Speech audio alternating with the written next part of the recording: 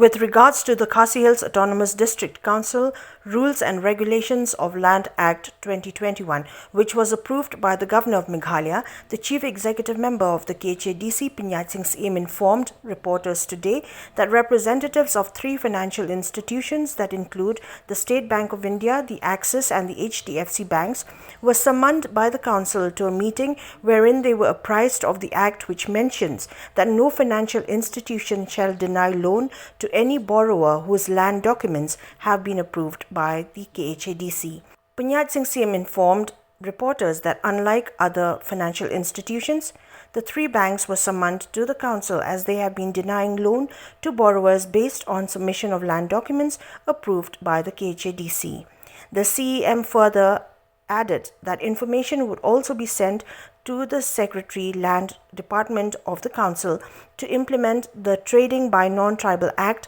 to shut down services of all banks that have not adhered to the provisions of the approved Khasi Hills Autonomous District Council Rules and Regulations of Land Act 2021.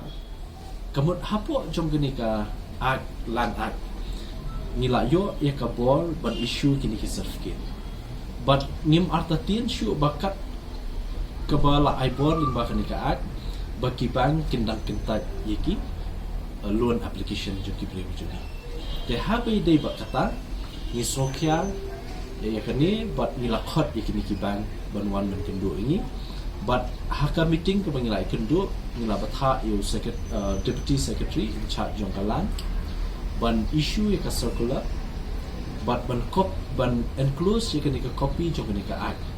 bakin part sa baro ki institution baro kini ki bank katkum ka notification ka bangila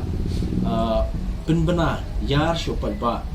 haka sautari uniu August aja apulai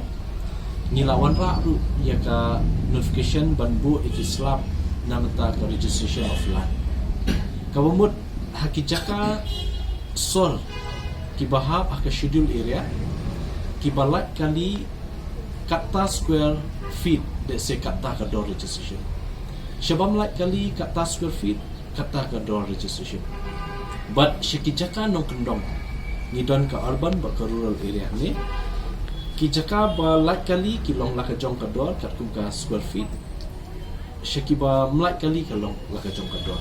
nasa ai nasa share copy but kinang dan ru kiwe ki jing pen kelah ka ni notification namar ba nyen hapan perkhat sai kini ki rewrite ru kiba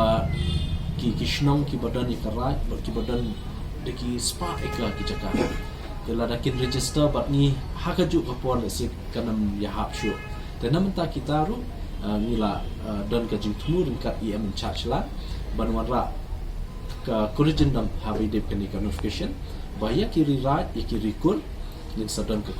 consideration nam ta joki but kumju ki law kenta te kita di ki bangi kwa ban penso ni kapor bangi kwa ru ban ai kani ka message ka kubor shiki bank baro pakin sayo hiru ya ka copy nani official copy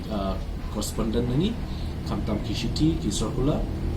bangin batha ya ki ba kinam day ban kentan ya ki kot kisla ki bla register jom ki bril jongi ki bla register pa council bakin yo ya ka loan ni kanun ka jingrap ki ba